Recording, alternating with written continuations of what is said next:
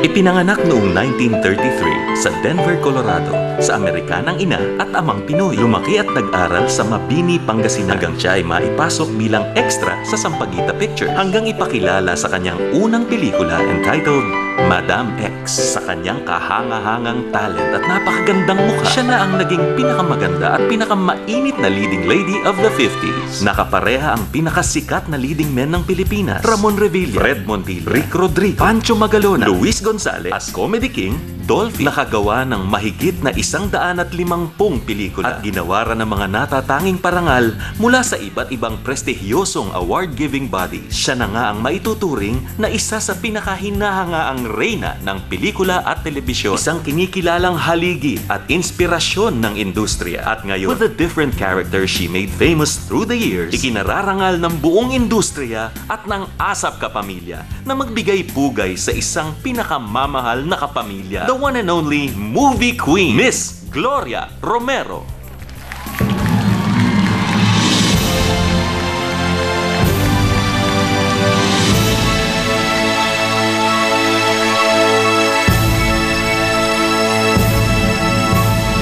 ASAPOE proudly welcomes the movie queen of the Philippines, Miss Gloria Romero.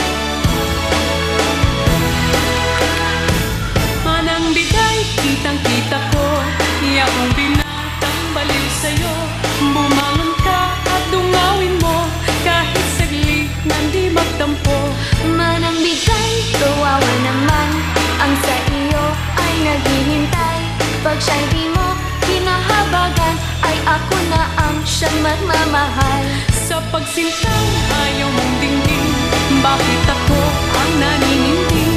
Habang sa'yo'y may humihibik, ako naman ay naiinggit. Manangliday bilang kapatid, ayaw kong tayo'y magkagalit. Talaga bang siya'y di mo mahal, o baka nagkukunwari ka lang?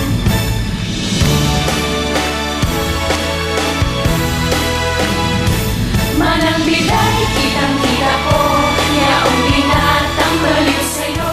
Bumangon ka at tungawin mo, kahit saglit nang di magtampo. Manangliday, kawawa naman, ang sa iyo ay naghihintay.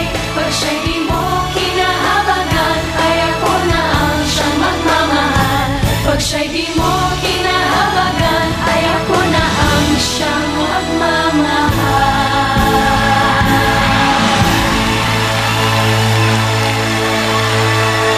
The All-Star Kapamilya tribute to Miss Gloria Romero continues when Asa Poade returns. Ang baliw sa'yo, bumangon